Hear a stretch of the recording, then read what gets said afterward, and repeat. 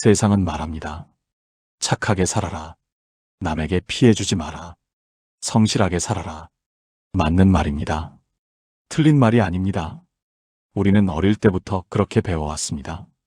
착한 사람이 되어야 한다고, 바른 사람이 되어야 한다고, 남들에게 인정받는 사람이 되어야 한다고 말입니다.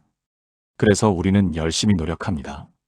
교회에 빠지지 않고 나가고, 11조 꼬박꼬박 드리고, 새벽 기도에도 참석하고, 봉사도 열심히 합니다. 착한 그리스도인이 되려고 했습니다. 그런데 이상하게도 하나님은 다르게 말씀하십니다. 세상이 보기에 완벽했던 부자 청년을 예수님은 안타까운 눈으로 보내셨습니다. 율법을 철저히 지키며 의롭게 살았던 그 청년이었지만 예수님은 그를 붙잡지 않으셨습니다. 반대로 세상이 보기에 최악의 죄인이었던 세리삭개오는 예수님의 집으로 초대받았습니다. 사람들이 손가락질하던 그 죄인이 구원을 받았습니다. 바리새인들은 어떻습니까? 그들은 당대 최고의 신앙인들이었습니다. 율법을 완벽하게 지키려고 애썼고, 기도도 열심히 했고, 금식도 자주 했습니다. 겉으로 보기에는 누구보다 경건한 사람들이었습니다. 그런데 예수님은 그들을 향해 가장 강한 책망을 하셨습니다.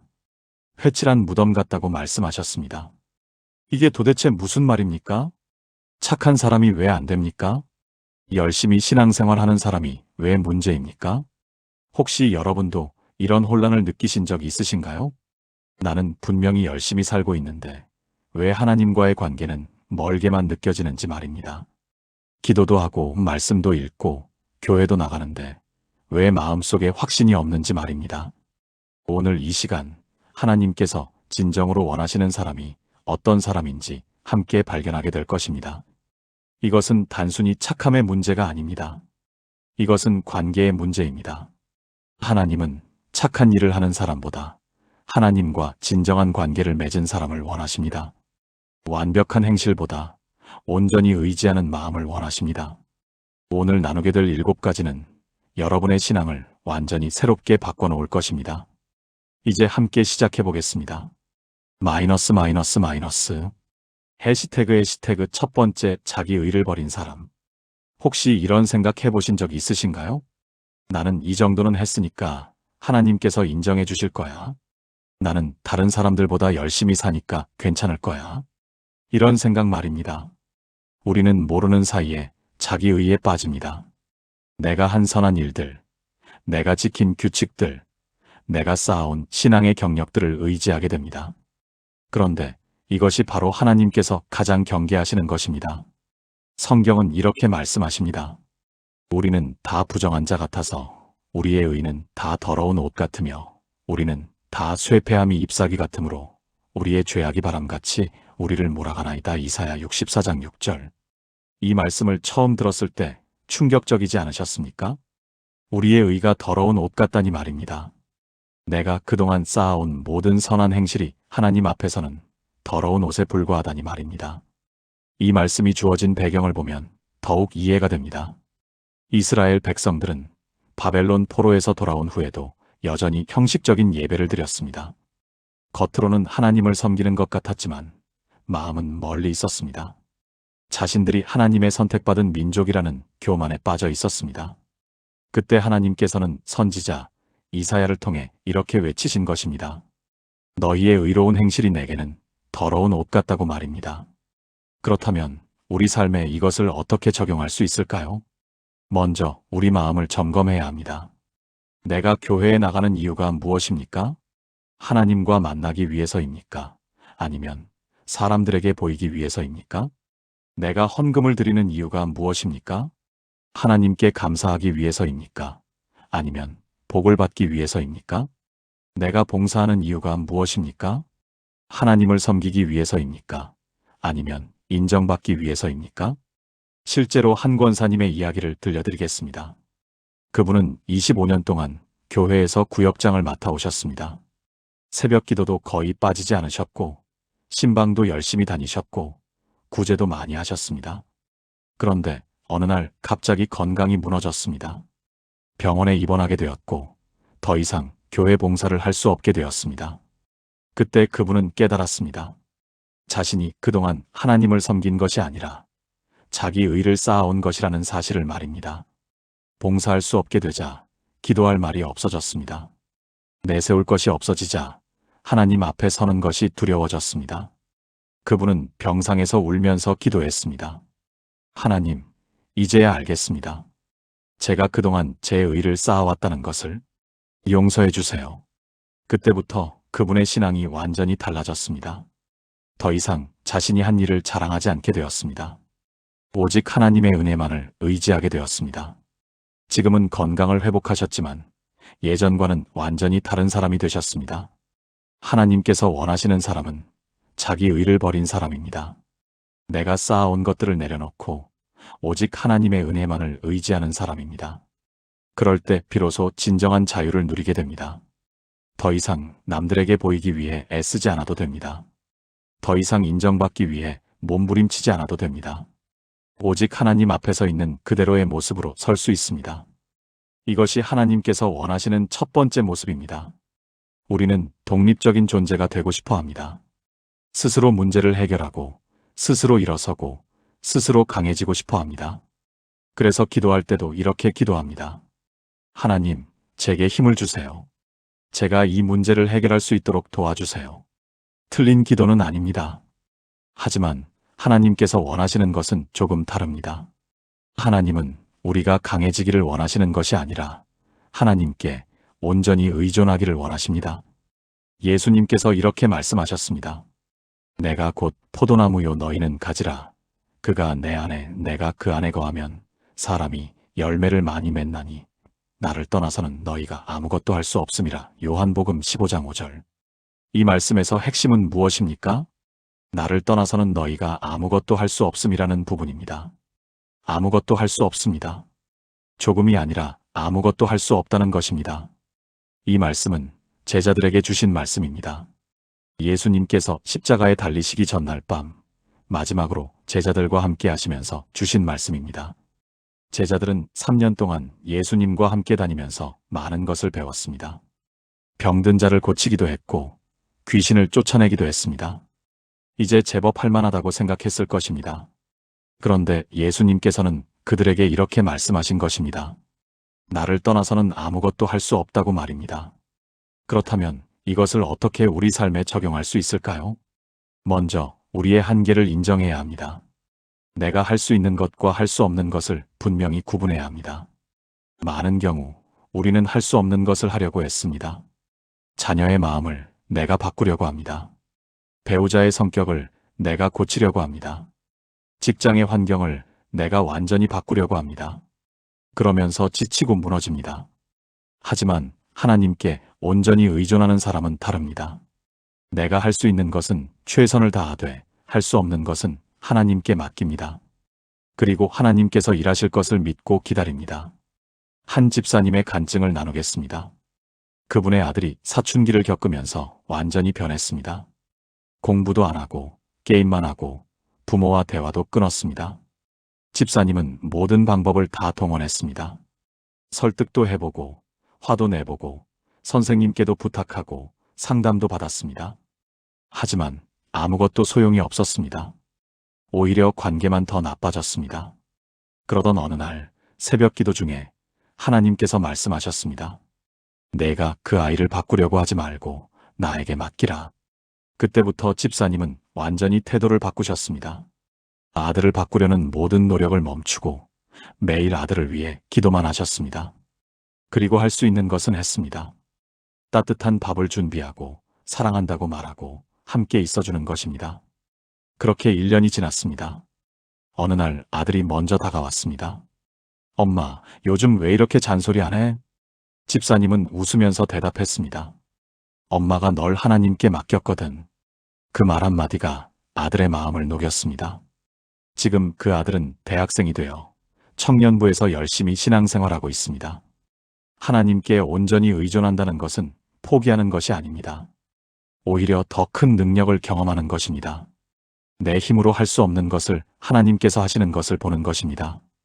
그럴 때 우리는 진정한 평안을 누립니다.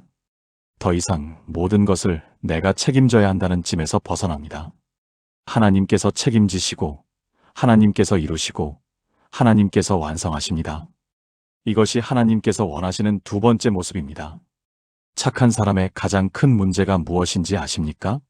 자신이 잘못했다는 것을 인정하지 못한다는 것입니다. 나는 항상 열심히 살아왔는데 뭘 잘못했다는 거야? 이런 마음이 있습니다. 그런데 하나님께서 원하시는 사람은 정반대입니다. 끊임없이 회개할 줄 아는 사람입니다. 다윗을 보십시오. 성경은 다윗을 하나님의 마음에 합한 사람이라고 표현합니다. 그런데 다윗이 완벽한 사람이었습니까? 아닙니다. 다윗은 간음도 했고 살인도 저질렀습니다. 끔찍한 죄를 범한 사람입니다. 그런데 왜 하나님은 다윗을 마음에 합한 사람이라고 하셨을까요? 다윗이 회개할 줄 알았기 때문입니다. 다윗은 시편 51편에서 이렇게 고백합니다. 하나님이여 주의 인자를 따라 내게 은혜를 베푸시며 주의 많은 긍휼을 따라 내 죄악을 지워주소서. 나의 죄악을 말갛게 씻으시며 나의 죄를 깨끗이 제하소서. 물은 나는 내 죄과를 아오니 내 죄가 항상 내 앞에 있나이다. 시편 51편 1절부터 3절. 이 시편은 다윗이 밧세바와 간음한 후에 쓴 고백입니다. 선지자 나단이 다윗의 죄를 지적했을 때 다윗은 즉시 회개했습니다. 변명하지 않았습니다. 합리화하지 않았습니다. 내가 죄를 범했습니다라고 즉시 인정했습니다. 이것이 다윗과 사울의 차이입니다. 사울도 죄를 지었습니다. 하지만 사울은 끝까지 변명했습니다. 백성들이 그렇게 하라고 해서 어쩔 수 없었습니다. 자기 잘못을 인정하지 않았습니다. 그래서 사울은 버림받았고 다윗은 회복되었습니다. 그렇다면 진정한 회개란 무엇입니까? 단순히 미안합니다라고 말하는 것이 아닙니다. 진정한 회개는 방향을 바꾸는 것입니다. 원래 회개라는 단어의 헬라어 메타노이아는 생각을 바꾸다, 방향을 돌리다라는 뜻입니다. 지금까지 가던 길에서 완전히 돌아서는 것입니다. 한 권사님의 이야기를 들려드리겠습니다. 그분은 교회에서 오랫동안 직분을 맡아오셨습니다. 그런데 늘 다른 성도들을 판단하는 습관이 있었습니다. 저 집사는 왜 헌금을 적게 낼까? 저 권사는 왜 새벽 기도에 안 나올까? 저 청년은 왜 예배 시간에 졸까? 항상 다른 사람의 잘못을 지적했습니다. 물론 겉으로 말하지는 않았지만 마음속으로 그렇게 판단했습니다. 그러던 어느 날 그분이 실수를 하셨습니다. 교회 재정을 관리하다가 큰 실수로 손해를 끼치게 되었습니다. 그때 다른 성도들이 수군거리는 소리가 들렸습니다. 권사님이 어떻게 그런 실수를 하실 수가 있어? 그렇게 세심하신 분이 이상하네. 그 순간 권사님은 깨달았습니다. 내가 그동안 다른 사람들을 얼마나 많이 판단해 왔는지를 말입니다. 그날 밤 권사님은 무릎 꿇고 통곡하며 회개했습니다. 하나님, 제가 교만했습니다. 제가 다른 사람들을 판단했습니다. 용서해 주세요. 그날 이후 권사님은 완전히 달라지셨습니다. 더 이상 다른 사람을 판단하지 않게 되었습니다. 오히려 다른 사람의 좋은 점을 찾아 격려하는 사람이 되었습니다. 회개는 우리를 자유롭게 합니다. 더 이상 완벽한 척할 필요가 없습니다. 더 이상 잘난 척할 필요가 없습니다. 있는 그대로의 모습으로 하나님 앞에 나아갈 수 있습니다. 하나님께서 원하시는 사람은 완벽한 사람이 아닙니다. 회개할 줄 아는 사람입니다.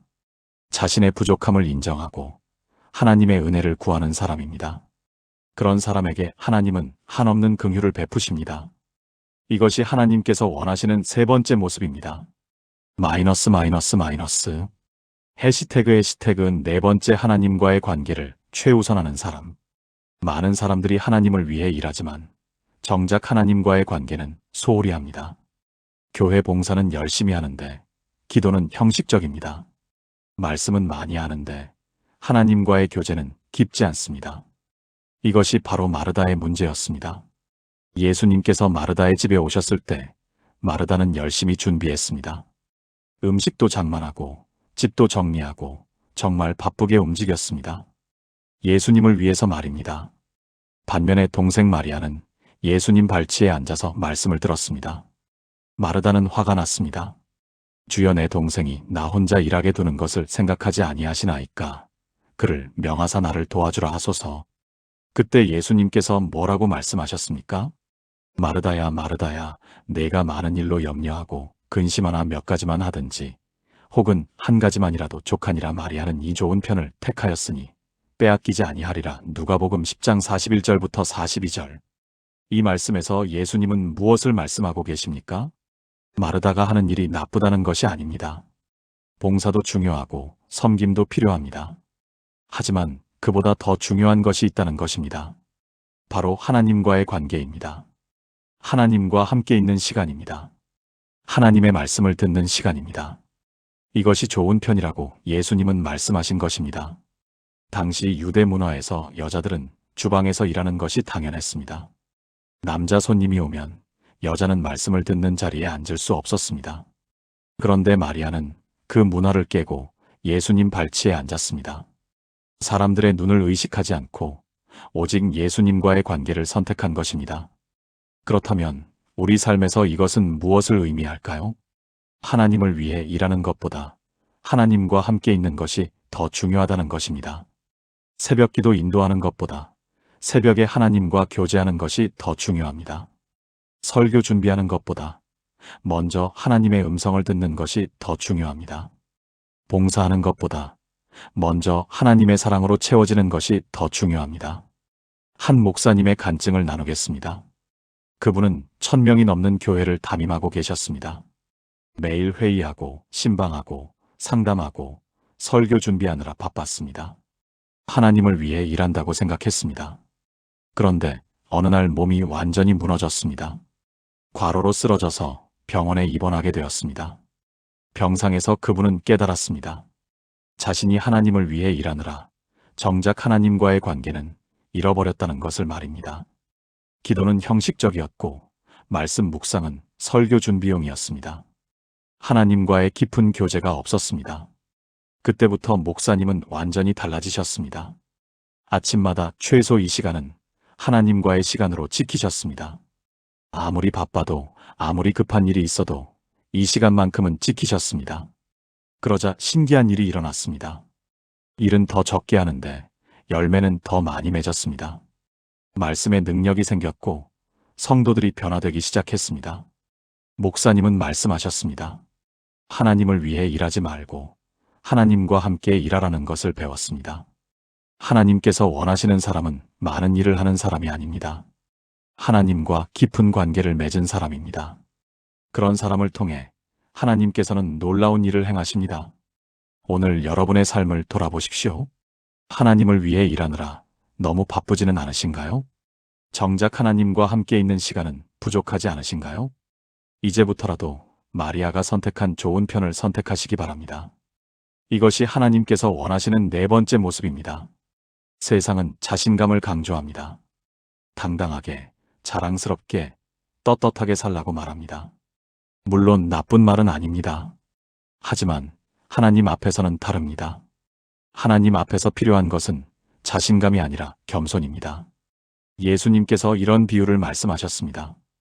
두 사람이 기도하러 성전에 올라가니 하나는 바리새인이요 하나는 세리라. 바리새인은 서서 따로 기도하여 이르되 하나님이여 나는 다른 사람들 곧 토색하는 자들 불의한 자들 간음하는 자들과 같지 아니하고 이 세리와도 같지 아니함을 감사하나이다. 나는 일에 2번씩 금식하고 또 소득의 11조를 드리나이다 하고 세리는 멀리 서서 감히 눈을 들어 하늘을 쳐다보지도 못하고 다만 가슴을 치며 이르되 하나님이여 불쌍히 여기소서 나는 죄인이로소이다 하였느니라. 내가 너희에게 이르노니 이에 저 바리새인이 아니고 이 사람이 의롭다 하심을 받고 그의 집으로 내려갔느니라. 누가복음 18장 10절부터 14절. 이 비유는 충격적입니다. 바리새인은 정말 열심히 신앙생활을 했습니다. 일주일에 2번씩 금식했고 11조도 철저히 드렸습니다. 거짓말도 하지 않았고 불의도 행하지 않았습니다. 객관적으로 보면 정말 훌륭한 사람입니다. 반면에 세리는 죄인이었습니다. 동족을 착취하여 로마에 세금을 바치는 사람이었습니다. 사람들이 손가락질하는 직업을 가진 사람이었습니다. 그런데 예수님은 누구를 의롭다고 하셨습니까? 겸손한 세리였습니다. 왜 그럴까요? 바리새인은 자기 의로움을 자랑했지만 세리는 자신의 죄를 고백했기 때문입니다. 바리새인은 자신을 다른 사람과 비교했지만 세리는 자신을 하나님 앞에 세웠기 때문입니다. 바리새인은 교만했지만 세리는 겸손했기 때문입니다. 이 비유가 주어진 배경을 보면 예수님은 자기를 의롭다고 믿고 다른 사람을 멸시하는 자들에게 이 비유를 말씀하셨습니다. 당시 바리새인들은 자신들이 하나님께 선택받은 의로운 사람들이라고 생각했습니다. 그리고 세리나 창녀, 죄인들을 멸시했습니다. 예수님은 이런 교만을 꺾으시기 위해 이 비유를 말씀하신 것입니다. 그렇다면 우리 삶에서 겸손은 어떻게 나타날까요? 첫째, 다른 사람과 자신을 비교하지 않는 것입니다. 나는 저 사람보다 낫다는 생각을 버리는 것입니다. 둘째, 자신의 부족함을 인정하는 것입니다. 나는 아직 멀었다고 고백할 수 있는 것입니다. 셋째, 다른 사람의 좋은 점을 인정하는 것입니다. 저 사람에게 배울 점이 있다고 겸손히 받아들이는 것입니다. 한 청년의 이야기를 들려드리겠습니다. 그 청년은 신학대학을 졸업하고 교회에서 전도사로 사역했습니다. 성경 지식도 많았고 설교도 잘했습니다. 그런데 늘 다른 사람들을 가르치려고만 했습니다. 그건 그렇게 하는 게 아니라 이렇게 해야 해. 성경을 제대로 읽어봤어? 이건 이런 뜻이야. 항상 자신이 옳다고 생각했습니다. 그러던 어느 날 한 할머니가 그 청년에게 말씀하셨습니다. 전도사님, 제가 배움은 없지만 한 가지는 알아요. 하나님 앞에서는 우리 모두가 어린아이라는 것을요. 그 말 한마디가 청년의 마음을 찔렀습니다. 그날 밤 청년은 기도하면서 깨달았습니다. 자신이 얼마나 교만했는지를 말입니다. 그때부터 청년은 달라졌습니다. 성경 지식이 없는 할머니들에게서도 배우기 시작했습니다.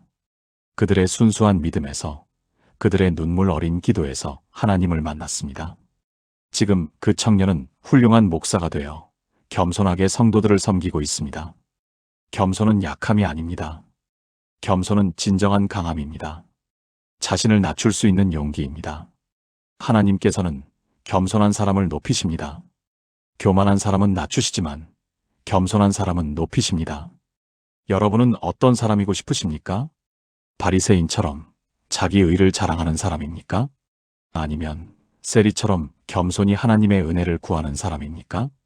선택은 여러분의 몫입니다. 이것이 하나님께서 원하시는 5번째 모습입니다. 마이너스. 해시태그 6번째 진정성 있는 사람. 겉과 속이 다른 사람이 가장 위험합니다. 겉으로는 경건한 척하지만 속으로는 다른 생각을 하는 사람 말입니다. 예수님께서 가장 강하게 책망하신 것이 바로 이런 위선입니다. 화 있을진저 외식하는 서기관들과 바리새인들이여 회칠한 무덤 같으니 겉으로는 아름답게 보이나 그 안에는 죽은 사람의 뼈와 모든 더러운 것이 가득하도다. 이와 같이 너희도 겉으로는 사람에게 옳게 보이되 안으로는 외식과 불법이 가득하도다. 마태복음 23장 27절부터 28절. 회칠한 무덤이라는 표현은 매우 강렬합니다. 당시 유대인들은 무덤을 하얗게 칠했습니다. 사람들이 실수로 무덤을 밟지 않도록 눈에 잘 띄게 하기 위해서였습니다. 겉으로 보기에는 깨끗하고 아름답지만 안에는 시체와 썩은 것들이 가득합니다. 예수님은 바리새인들이 바로 그렇다고 말씀하신 것입니다. 겉으로는 경건하고 의로워 보이지만 마음속은 교만과 위선으로 가득하다고 말입니다. 이것은 당시 종교 지도자들에게만 해당되는 말씀이 아닙니다. 우리 모두에게 주시는 경고입니다. 겉과 속이 다른 신앙생활을 하지 말라는 것입니다. 사람 앞에서만 경건한 척하지 말라는 것입니다. 그렇다면 진정성 있는 신앙이란 무엇입니까? 첫째, 사람이 보든 안 보든 똑같이 사는 것입니다. 교회에서나 집에서나 사람들 앞에서나 혼자 있을 때나 동일한 모습으로 사는 것입니다. 둘째, 자신의 약함을 숨기지 않는 것입니다. 완벽한 척하지 않고 있는 그대로의 모습을 보이는 것입니다. 셋째, 말과 행동이 일치하는 것입니다. 입으로만 믿음을 고백하는 것이 아니라 삶으로 증명하는 것입니다. 한 집사님의 고백을 나누겠습니다. 그분은 교회에서 모범적인 집사로 알려져 있었습니다. 예배 시간에는 항상 앞자리에 앉아서 아멘 소리를 크게 하셨습니다. 기도도 열정적으로 하셨고 찬양도 눈물로 하셨습니다. 그런데 집에 돌아가면 완전히 다른 사람이 되었습니다. 가족들에게는 화를 내고 짜증을 내고 무시하는 말을 했습니다. 교회에서의 모습과 집에서의 모습이 완전히 달랐습니다. 그러던 어느 날 딸이 이렇게 말했습니다. 아빠, 교회에서의 아빠와 집에서의 아빠는 다른 사람 같아요. 진짜 아빠는 누구예요? 그 말이 집사님의 가슴을 찔렀습니다. 그날 밤 집사님은 무릎 꿇고 회개했습니다. 하나님, 제가 위선자였습니다. 용서해 주세요. 그때부터 집사님은 달라지기 시작했습니다. 교회에서보다 집에서 더 온유하고 친절한 사람이 되려고 노력했습니다. 완벽하지는 않았지만 진정성 있게 변하려고 애썼습니다. 몇 년 후 딸이 이렇게 말했습니다. 아빠, 요즘 아빠의 믿음이 진짜라는 걸 알겠어요. 진정성은 하루아침에 생기지 않습니다. 매일의 선택과 결단이 쌓여서 만들어집니다. 사람이 안 볼 때도 정직하기로 선택하는 것입니다. 힘들어도 사랑하기로 결단하는 것입니다. 손해를 보더라도 옳은 길을 가기로 선택하는 것입니다. 하나님께서는 우리의 겉모습을 보시는 것이 아닙니다. 마음을 보십니다. 진심을 보십니다. 진정성을 보십니다. 여러분의 신앙은 진정성이 있습니까? 사람이 볼 때만 경건한 척하고 있지는 않습니까? 오늘부터라도 진정성 있는 신앙으로 살아가시기 바랍니다. 이것이 하나님께서 원하시는 6번째 모습입니다. 마지막으로 가장 중요한 것을 말씀드리겠습니다. 하나님께서 가장 원하시는 사람은 은혜를 아는 사람입니다. 자기가 얼마나 큰 은혜를 받았는지 아는 사람입니다. 예수님께서 시몬의 집에 초대받으셨을 때 있었던 일입니다. 한 여인이 예수님께 나와 눈물로 예수님의 발을 씻기고 자기 머리털로 닦고 향유를 부었습니다. 그러자 집주인 시몬이 속으로 생각했습니다. 이 사람이 만일 선지자라면 자기를 만지는 이 여자가 누구며 어떠한 자, 곧 죄인인 줄을 알았으리라. 예수님께서는 시몬의 생각을 아시고 비유를 말씀하셨습니다.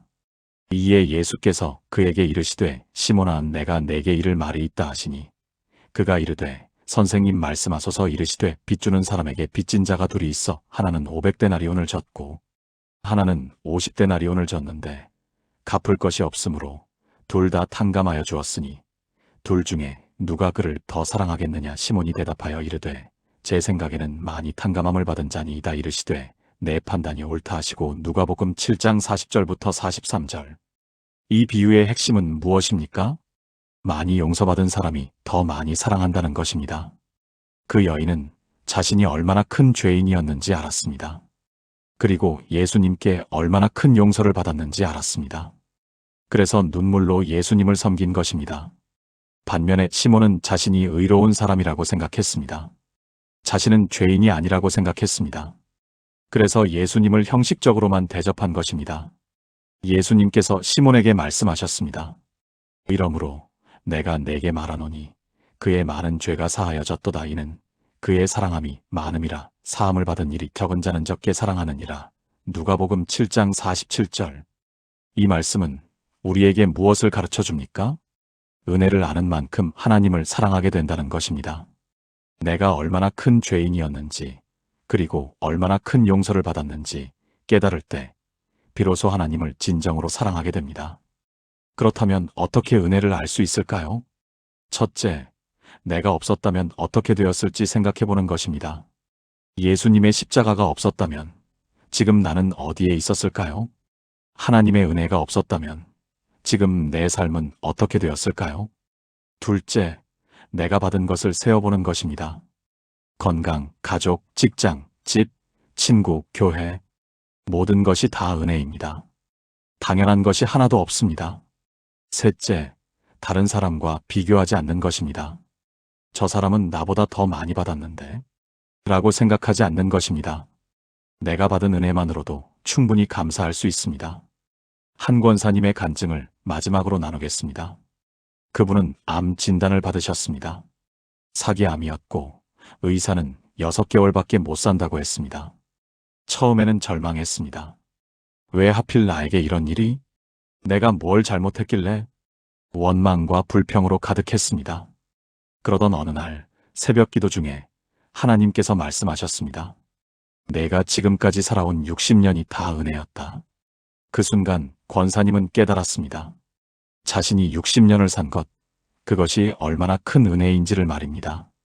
건강했던 시간들, 가족과 함께한 시간들, 교회에서 섬긴 시간들, 모든 것이 은혜였습니다. 그날부터 권사님은 매일 감사일기를 쓰기 시작했습니다. 오늘도 눈을 뜨게 하심을 감사합니다. 오늘도 가족을 볼 수 있음을 감사합니다. 오늘도 기도할 수 있음을 감사합니다. 신기하게도 암이 호전되기 시작했습니다. 의사들이 믿을 수 없다고 했습니다. 지금 그 권사님은 10년이 지난 지금도 건강하게 살고 계십니다. 그리고 이렇게 간증하십니다. 암이 제게는 저주가 아니라 축복이었습니다. 암을 통해 은혜를 배웠으니까요. 은혜를 아는 사람은 모든 것에 감사합니다. 좋은 일에도 감사하고 어려운 일에도 감사합니다. 왜냐하면 모든 것이 하나님의 손길 안에 있다는 것을 알기 때문입니다. 은혜를 아는 사람은 다른 사람에게 은혜를 베풉니다. 자신이 받은 은혜가 너무 크기 때문에 다른 사람에게도 나눠주고 싶어 합니다. 은혜를 아는 사람은 겸손합니다. 자신이 받을 자격이 없는데도 받았다는 것을 알기 때문입니다. 여러분은 은혜를 아는 사람입니까? 오늘 하루도 은혜였다는 것을 고백할 수 있습니까? 이것이 하나님께서 가장 원하시는 7번째 모습입니다. 해시태그 마무리. 사랑하는 여러분, 지금까지 하나님께서 원하시는 사람이 어떤 사람인지 함께 나누었습니다. 첫째, 자기 의를 버린 사람입니다. 내가 쌓아온 것들을 내려놓고 오직 하나님의 은혜만을 의지하는 사람입니다. 둘째, 하나님께 온전히 의존하는 사람입니다. 내 힘으로 되는 것이 아니라 하나님의 능력으로 살아가는 사람입니다. 셋째, 회개할 줄 아는 사람입니다. 자신의 잘못을 인정하고 끊임없이 하나님께 돌아가는 사람입니다. 넷째, 하나님과의 관계를 최우선하는 사람입니다. 하나님을 위해 일하는 것보다 하나님과 함께 있는 것을 더 소중히 여기는 사람입니다. 다섯째, 겸손한 마음을 가진 사람입니다. 자신을 낮추고 다른 사람을 높이며 하나님만을 높이는 사람입니다. 여섯째, 진정성 있는 사람입니다. 겉과 속이 같고 말과 행동이 일치하며 있는 그대로의 모습으로 하나님을 섬기는 사람입니다. 일곱째, 은혜를 아는 사람입니다. 자신이 얼마나 큰 은혜를 받았는지 알고 그 은혜에 감사하며 그 은혜를 나누는 사람입니다. 이 7가지가 바로 하나님께서 원하시는 사람의 모습입니다. 착한 사람이 되려고 애쓰지 마십시오. 하나님께서 원하시는 사람이 되십시오. 완벽해 보이려고 애쓰지 마십시오. 진정성 있는 사람이 되십시오. 많은 일을 하려고 애쓰지 마십시오. 하나님과 깊은 관계를 맺으십시오. 그럴 때 여러분은 하나님께서 진정으로 원하시는 사람이 될 것입니다. 그리고 하나님께서는 그런 여러분을 통해 놀라운 일을 행하실 것입니다. 오늘 이 말씀이 여러분의 마음에 닿았다면 좋아요를 눌러주시고 아래 댓글란에 아멘이라고 남겨주세요. 그리고 이 말씀을 필요로 하는 분들에게 나눠주시기 바랍니다. 하나님의 은혜가 여러분과 여러분의 가정에 늘 함께 하시기를 축복합니다. 감사합니다.